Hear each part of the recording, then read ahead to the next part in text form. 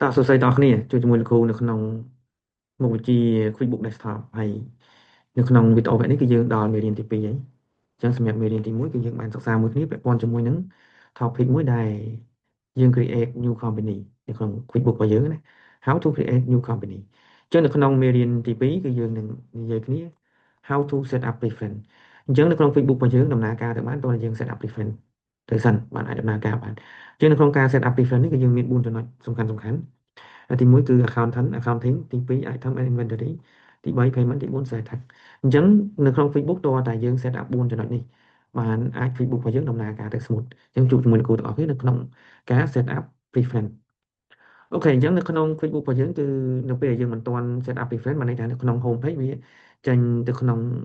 ព័ត៌មានមួយដែលវាអត់ complete ទេនៅក្នុងនេះណាអូខេយើងចង់ធ្វើ PO ក៏មិនបាននៅក្នុងនេះយើងអត់មានទេហើយ inventory ក៏អត់ឃើញមានអញ្ចឹងអូខេអញ្ចឹងដើម្បី set up preference បានអ្នកនរគ្នាចូលទៅក្នុង edit ហើយយកពាក្យ preference នៅក្នុង preference នេះវាមាន4ចំណុចសំខាន់អញ្ចឹងទី1គឺយើងមើលទៅលើ accounting អញ្ចឹងនៅក្នុង accounting គឺយើងយក company preference ហើយ select use account number មានន័យថាពាក់ព័ន្ធជាមួយនឹងការប្រើប្រាស់ទៅលើ chart of account ក្នុងករណីមួយនេះបើសិនជាយើងអត់ select ទៅលើ use account number ទេមានន័យថានៅក្នុង chart of account យើងអត់មាន number ដើម្បី create chart of account ទេអញ្ចឹងអ្នកនរគ្នាគ្រាន់តែ select ទៅលើ use account number ចុច OK មកនឹងករណីទី1ដែលយើង set up ទៅលើ accounting ហើយតាមនេះអ្នកនរគ្នាចូលទៅក្នុង edit ហើយយក preference ម្ដងទៀតបាទហើយយើងមើលទៅលើចំណុចមួយទៀតដែលយើងនិយាយទៅលើ item and inventory នៅក្នុង item inventory អ្នកនរគ្នាយក company preference ដូចគ្នាហើយ select inventory and purchase order are active យើងគ្រាន់តែអ្នកនរគ្នា select ប៉ុណ្ណឹងចុច OK មកអញ្ចឹង Facebook របស់យើងនៅពេលយើងចូលទៅក្នុង home page វិញយើងនឹងឃើញថាពាក់ព័ន្ធជាមួយនឹង purchase order ក៏មាន inventory ក៏មាននៅក្នុងនោះអញ្ចឹងមានន័យថា Facebook របស់យើងចាប់ផ្ដើមវា full ដើម្បីប្រើប្រាស់ពាក់ព័ន្ធជាមួយការទិញអីផ្សេងៗទិញ inventory អញ្ចឹងណាអូខេហើយចំណុចមួយទៀតគឺយើងនឹង set up ទៅលើ payment វិញម្ដងក្នុងករណី payment នេះបើសិនជាអ្នកនរគ្នាអត់ដោះ take ចេញពី undeposit fund ទេមានន័យថានៅពេលយើងទទួលលុយពី customer មកវានឹង automation ចូលទៅក្នុង undeposit fund តែម្ដងអញ្ចឹងវាធ្វើឲ្យយើងអត់អាច select ទៅលើ option ណាមួយដែលលុយហ្នឹង paid ចូលទៅក្នុងធនាគារក៏ calculate អញ្ចឹងណាអញ្ចឹងការងារកន្លែងនេះអ្នកនរគ្នាត្រូវតែដោះ take ចេញពីពាក្យ use undeposit fund អញ្ចឹងចុច OK មកអូខេចំណុចមួយទៀតចំណុចចុងក្រោយអ្នកនរគ្នាត្រូវ set up ទៅលើ sales tax អញ្ចឹង sales tax គឺវាពាក់ព័ន្ធជាមួយការលក់របស់យើងអញ្ចឹងកាលណាយើងអត់ set up កន្លែងហ្នឹងទេនៅពេលយើងលក់គឺ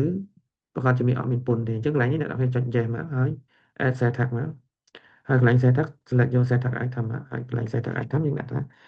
VAT output ក៏បានដែរ VAT output 10%ហ្នឹង description នេះដូចគ្នា VAT output 10%បើពន្ធនៅពេលយើងលក់10%អញ្ចឹងណាហើយកន្លែង agency tax agency យើង add new មកយើងដាក់ថា GDT ព្រោះយើងប្រមូលពន្ធដើម្បីបង់ជូនទៅ GDT យើងតែប៉ុណ្្នឹងមកអ្នកនរគ្នាចុច OK OK ទេបាទអូខេអញ្ចឹងមកន័យថា QuickBook របស់យើងអាចដំណើរការបានអាច process ការងារពោអីផ្សេងបានដោយមិនមានភាព error អញ្ចឹងណាអូខេអញ្ចឹងយើងចូលទៅកន្លែងតេស្តមើលបើសិនជាយើងអត់ select កន្លែង use account number ទេណាអានេះលោកគ្រូ select ហើយអញ្ចឹងលោកគ្រូចង់តេស្តមើលទៅលើ chart account ណាអញ្ចឹងនៅពេល chart account វាមានកូដអញ្ចឹងណាប៉ុន្តែដំបូងឡើយកាលណាយើងអត់ select កន្លែងហ្នឹងទេឧទាហរណ៍ថាលោកគ្រូចូលទៅដល់ text ហ្នឹងចេញ